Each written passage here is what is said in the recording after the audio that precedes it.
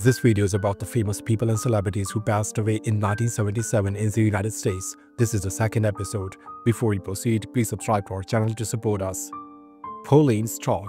She was born in January 1901 and she died in February 1977. Her age was 76 at the time of her death, and the reason for her death was stroke. Pauline Stark was an American silent film actress, selected as one of the WAMPA's baby stars in 1922. Stark starred in a number of films from 1916 to 1935. She made her acting debut in an extra in The Birth of a Nation in 1915 and appeared as a dance extra in Intolerance in 1916. She continued to play bit parts until director Frank Borzag started casting her in leading roles beginning in 1917. She scored several lead roles in films, establishing her as a prominent silent film actress during the 1920s. On Broadway, Stark portrayed Sylvia Clayton in Zombie in 1932. Stark married producer-director Jack White on September 4, 1927, and they divorced in 1931. In 1932, she married actor George Sherwood. Stark has a star on the Hollywood Walk of Fame at 6125 Hollywood Boulevard for her contribution to motion pictures. Stark died from aftermath of a stroke on February 3, 1977 in Santa Monica, California. Freddie Prinze. He was born in June 1954 and he died in January 1977. His age was 22 at the time of his death and he took his own life. Freddie Prinze was an American stand-up comedian and actor and the star of the NBC television sitcom Chico and the Man from 1974 until his death in 1977. He was described as a Vulture magazine article as having blown up like no other comedian in history. Prinze is the father of actor Freddie Prinze Jr. Prinze worked at several comedy clubs in New York City, including The Improv and Catch a Rising Star, where he introduced himself to audiences as a Hungarian. Although his mother was in fact Puerto Rican, his father was a German immigrant with Hungarian ancestry. Prinze's son, Freddie Prinze Jr., had stated many times that his father was half German, half Puerto Rican. This is also verified by census records as well as Fritzl family accounts. For the sake of his building comedic career, he legally changed his surname to Prinze. According to his friend David Brenner, Prinze originally wanted to be known as the King of Comedy, but since Alan King already had the last name and sobriquet, he would be the Prince of Comedy instead. During 1973, Prinze made his first television appearance on one of the last episodes of Jack Paar Tonight. Andy Devine. He was born in October 1905 and he died in February 1977. His age was 71 at the time of his death, and the reason for his death was leukemia. Andy Devine was an American character actor known for his distinctive raspy, crackly voice and roles in Western films, including his role as Cookie, the sidekick of Roy Rogers in 10 feature films. Devine had an ambition to act, so after college he went to Hollywood, where he worked as a lifeguard at Venice Beach. His peculiar wheezy voice was first thought likely to prevent him from moving to the talkies, but instead it became his trademark.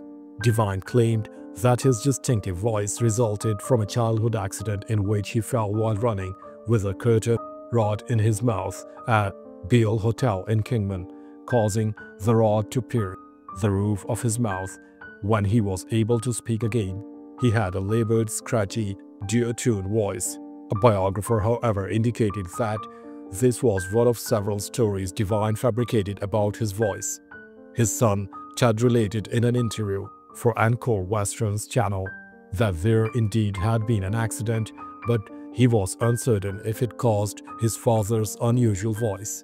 When asked if he had strange nodes on his vocal cords, Devine replied, "I've got the same nodes as Bing Crosby, but his are in tune."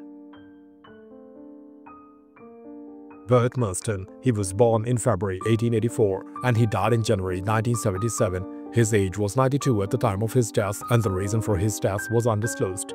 Burt Marston was an American character actor who appeared in over 150 film and television productions.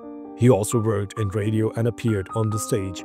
Marston began his professional acting career at the age of 67 when he appeared in The Last Outpost, released in April 1951, and then director William Wyler cast him in 1951 noir detective story, released in November 1951. Known for his dependability and versatility, Marston established a career as a well-known character actor and worked extensively in film and television from the 1950s to 1970s. Marston made his television debut in 1951 with a role in Western series The Adventures of Kit Carson. In 1953, he played a cotton farmer in A Lion Is in the Streets, starring James Cagney. In addition to his extensive work in television, Marston appeared in numerous films. His uncredited April 1951 film debut at the age of 67 in The Last Outpost was followed by a part in detective story 7 months later.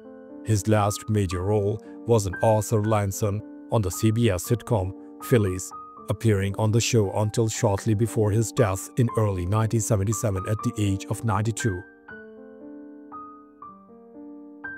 Brett Halliday. He was born in July 1904 and he died in February 1977. His age was 72 at the time of his death, and the reason for his death was undisclosed. Burt Halliday was an American mystery and Western writer.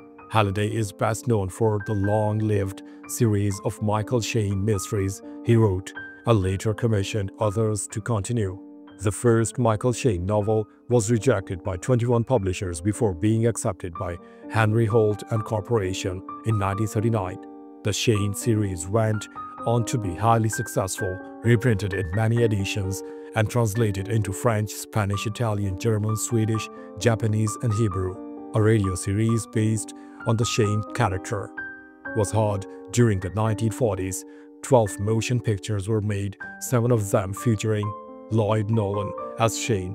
5 of the Nolan films, which were produced by 20th Century Fox, have been released on DVD. Michael Shayne, Private Detective, Sleepers West, Dressed to Kill, Blue, White, and Perfect, and The Man Who Wouldn't Die.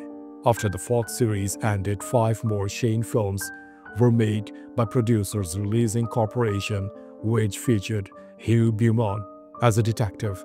There was also a television series in 1960s starring Richard Dunning, as well as a Pulp Fiction magazine that began Michael Shayne Mystery Magazine in 1956 and ran for nearly 30 years.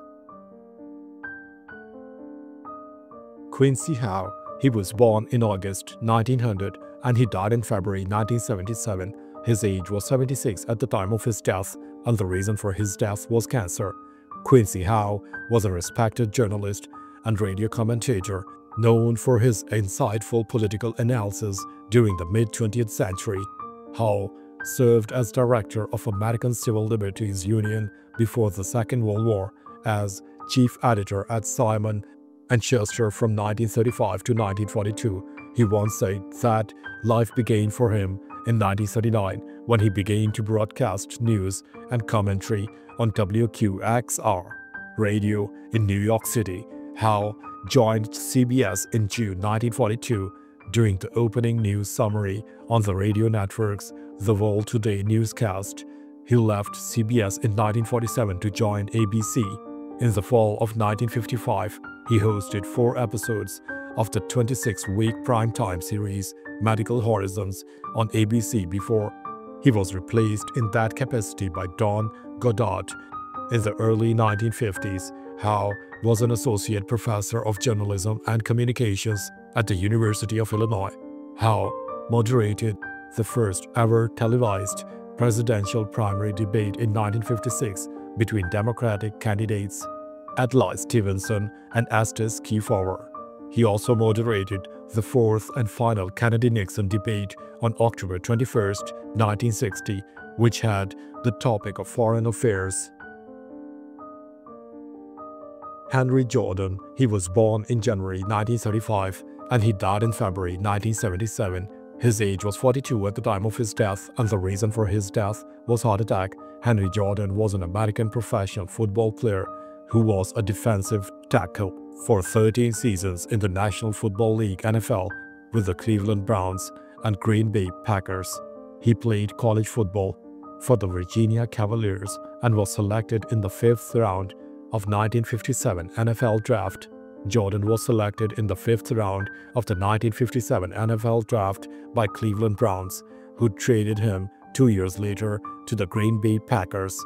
In Vince Lombardi's first season for a 4th-round draft choice at Green Bay, Jordan was elected to 4 Pro Bowls: 1960, 1961, 1963, and 1966, and he was the Pro Bowl MVP in 1961.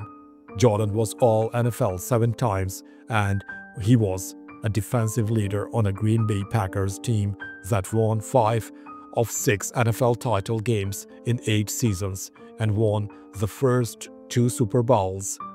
A tenacious competitor on the field, Jordan was the vibrant and jovial wit among Lombardi's Packers and was highly regarded by his teammates.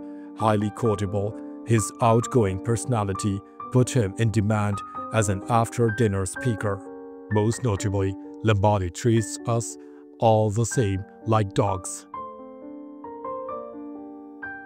Thanks for watching the video. Please don't forget to subscribe to our channel. Have a nice day.